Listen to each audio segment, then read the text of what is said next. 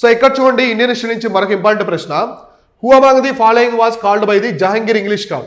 మనకి మొఘల్ సుల్తాన్ ఉన్నాడు కదా జహాంగీర్.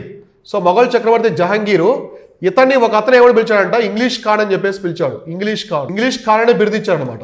ఎవరు ఇంగ్లీష్ ఖాన్ అనే బిరుదు ఎవరు ఇచ్చారు ఆయనకి అని చెప్పేసి ఇక్కడైతే అడుగుతున్నారు అనమాట. సో ఇక్కడ మనం చూసుకుంటే Thomas Roe, captain William Hawkins, Almeida, Warren Hastings. So జహాంగీర్కి ఎవరు ఇచ్చారు ఇంగ్లీష్ ఖాన్ అనే బిరుదు అని చెప్పేసి ఆన్సర్ వచ్చేసి కెప్టెన్ విలియం హాకిన్స్ అనమాట. సో కెప్టెన్ విలియం హాకిన్స్ అయితే ఈ బిరుదు ఇచ్చాడు అనమాట. ఇతను ఎవరంటే ఆంగ్లేయుడు. సో ఇంగ్లీష్ మ్యాన్ అనమాట. సో ఇంగ్లీష్ మ్యాన్ అంటే ఆంగ్లేయుడు, ఇంగ్లాండ్ నుంచి వచ్చాడనమాట.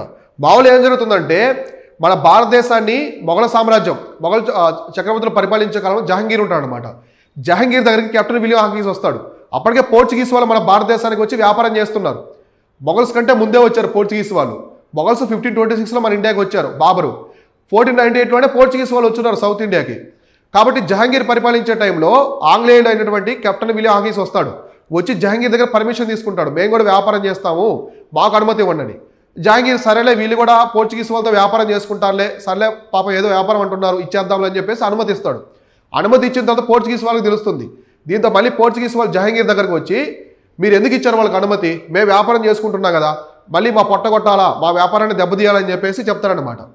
అలా చెప్పడం వల్ల జహాంగీర్ ఆలోచిస్తాడు, అరే ఎప్పటి నుంచో పోర్చుగీస్ వాళ్ళు ఎప్పుడో వ్యాపారం చేసుకుంటున్నారు, మనకు డబ్బులు ఇస్తున్నారు, ఇప్పుడు మళ్ళీ వీళ్ళకి అనుమతి ఇచ్చాడని చెప్పేసి తలబాదుకొని మళ్ళీ ఇంగ్లీష్ వాళ్ళకి అనుమతి అనేది క్యాన్సిల్ చేస్తాడు. ఆ టైంలో వచ్చినటువంటి ఆంగ్లేయుడు ఎవరంటే కెప్టెన్ విలియం హాకిన్స్ అనమాట. మళ్ళీ ఆ వ్యాపారాన్ని ఆపేస్తాడు, వాళ్ళకి అనుమతి ఆపేస్తాడు. తర్వాత మళ్ళీ థామస్ రాయ్ వస్తాడు. మళ్ళీ థామస్ రాయ్ ఇచ్చిన తర్వాత ఏం చేస్తాడు, డైరెక్ట్గా మనం జహాంగీర్ దగ్గరికి వెళ్తే మనకి పర్మిషన్ ఇవ్వడని చెప్పేసి పోర్చుగీస్ వాళ్ళతో యుద్ధం చేస్తాడు. ఫస్ట్ మేమేంటో నిరూపించుకుంటామని పోర్చుగీస్ వాళ్ళని ఓడించి సూరత్ దగ్గర అప్పుడు జహాంగీర్ దగ్గరికి పోతాడు. అదే బ్రిటిష్ వాళ్ళకి గుంటనక్క చేస్తాడు. మనం చెప్తుంటాం చూడు, బ్రిటిష్ వాళ్ళకి గుంటనక్క చేస్తాడంటే అవే అనమాట. పోర్చుగీస్ వాళ్ళ వాడిని జహాంగీర్ దగ్గర పోతాడు. ఇప్పుడు సచ్చినట్టు జహాంగీర్ పర్మిషన్ ఇస్తారు. ఎందుకంటే పోర్చుగీస్ వాళ్ళ కంటే వీళ్ళు చాలా పవర్ఫుల్గా ఉన్నారు. పర్మిషన్ ఇవ్వకుండా మనకు థ్రెట్ అవుతారని భావించి వాళ్ళకి పర్మిషన్ ఇస్తాడు. దాంతో వీళ్ళు మొట్టమొదటి ఫ్యాక్టరీ ఏంటంటే సూరత్ అనమాట. సూరత్లో వీళ్ళు మొట్టమొదటి ఫ్యాక్టరీ పెడతారు. బ్రిటిష్ వాళ్ళు మొట్టమొదటి ఫ్యాక్టరీ అయితే పెడతారు అనమాట జహాంగీర్ పర్మిషన్తో. అప్పుడు ఎవరున్నాడంటే థామస్ రాయ్ ఉన్నాడు. కాబట్టి జహాంగీర్ని మొట్టమొదటిసారి ఇంగ్లీష్ కార్డు పిలిచింది ఎవరంటే కెప్టెన్ విలియం హాకిన్స్ అనమాట. అతను ఉంటాడు. అయితే అక్బర్ కాలంలో రాల్ఫ్ ఫీచర్ ఒక అతను వచ్చాడు ఆంగ్లేయుడు. రాల్ఫ్ ఫీచర్ అక్బర్ కాలంలో కూడా ఒక ఆంగ్లేయుడు వస్తాడు.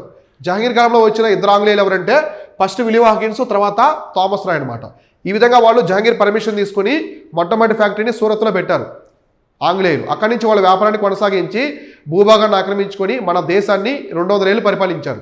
ఇలాంటి క్వశ్చన్స్ అన్నీ కూడా మనం మన టెలిగ్రామ్ ఛానల్, వాట్సాప్ ఛానల్లో పెడుతూ ఉంటాం ప్రతిరోజు.